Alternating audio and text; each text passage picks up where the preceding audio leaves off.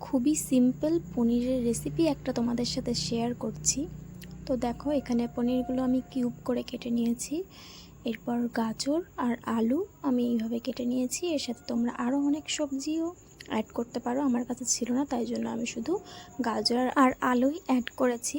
তো দেখো, এখানে আমি পনিরগুলো ভালো করে ভেজে নিয়ে এরপর সবজিগুলো একে একে নুন আর হলুদ দিয়ে ভেজে নিয়েছি। সব কিছু ভেজে নিয়ে একটি পাত্রে তুলে রেখেছি।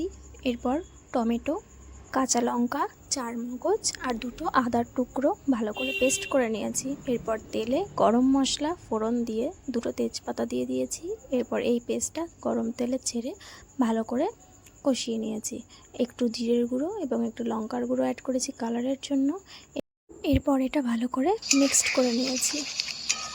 সব কিছু ভালোভাবে মিশিয়ে নিয়ে এর মধ্যে অ্যাড করেছি সামান্য নুন এবং সামান্য হলুদ গুঁড়ো। সব কিছু ভালোভাবে মিক্সড করে নিয়েছি। এরপর মশলা থেকে তেল ছেড়ে এলে সমস্ত সবজি এর মধ্যে দিয়ে দেব।